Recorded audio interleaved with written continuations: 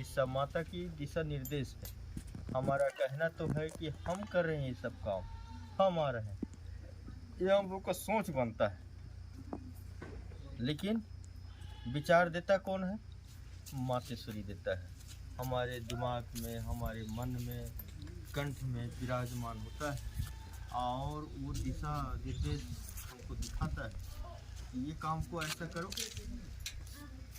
या यहाँ से कार्य नहीं होगा, या बोरेडीही में जा करके ही ये कार्य को करना पड़ेगा, वहीं से कार्य होगा। ऐसा हमको आदेश देता है और उन्हीं का हाथ है कि हम जैसे घुमाएंगे, जैसे हमको सद्बुद्धि सद्ज्ञान देंगे, उन्हीं के आधार पर हमको चलना होता है।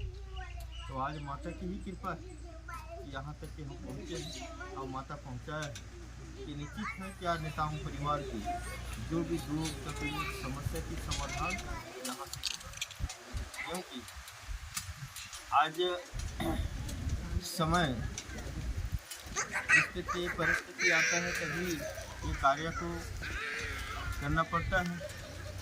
और कार्य जो है सभी जगह से अगर सफल होता तो आप लोगों को खिलौने जाने की आवश्यकता भी नहीं पड़ता।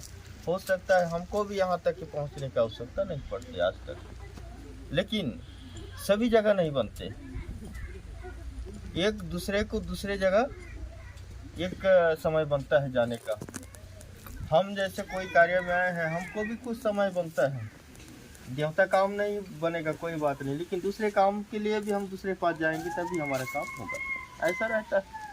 तो वैसे सभी जगह काम नहीं बनते। जहाँ बनने का रहता है वहीं माता खींच कर लाता है और मार्गदर्शन दिखाता है कि आप कई जगह भटक चुके हो, आप इधर उधर नहीं भटकना है। अंतिम आप उसी का चरण में जाओ जिसका खबर हमको मिला है, उन्हीं के चरण में जाओ। उनके चरण में जा करके नतमस्तक हो जाओ, दंडवत हो जाओ और इस नेताओं परिवार की समस्या की समाधान के लिए एक श्रीफल के माध्यम से माता रायगढ़ 84 को आप भेंट देना।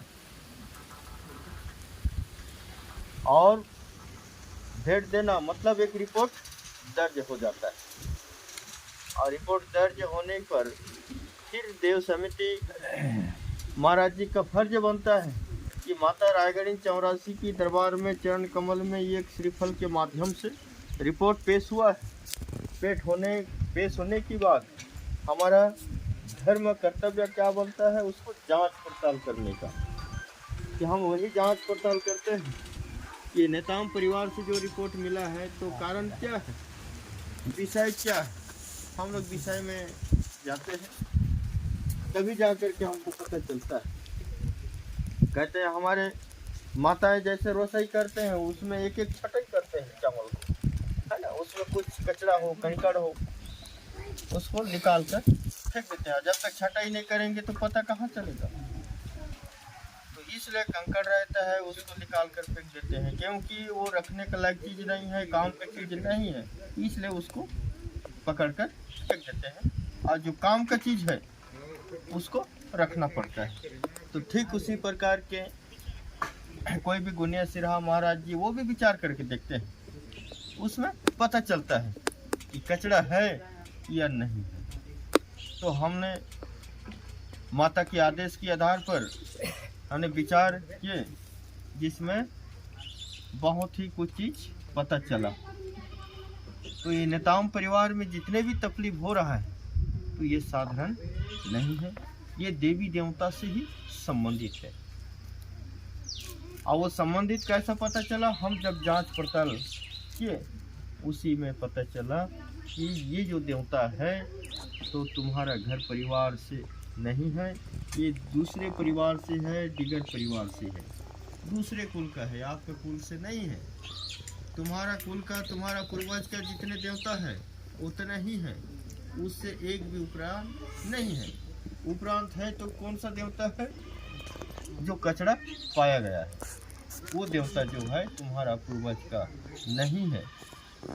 और हो सकता है कि आगे आप लोगों की सियान पूर्वज लोग को तो चला गया, उसको बोलेंगे तो पर भी कोई निदान तो नहीं होना है। निदान करना और उसको निभाना तो आप ही लोग को है, जितने बैठे हैं इतने ही है। हो सकता है हमारे आपके पूर्वज लोग चाहे कोई लालच बस से हो,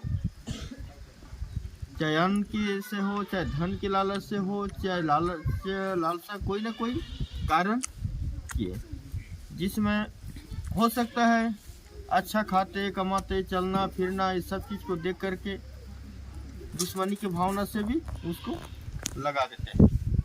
इसलिए लगता है, नहीं तो कोई भी देवी देवता ऐसा नहीं है कि किसी को भी पकड़ दे, ऐसा नहीं। जब तक कोई ना कोई उसमें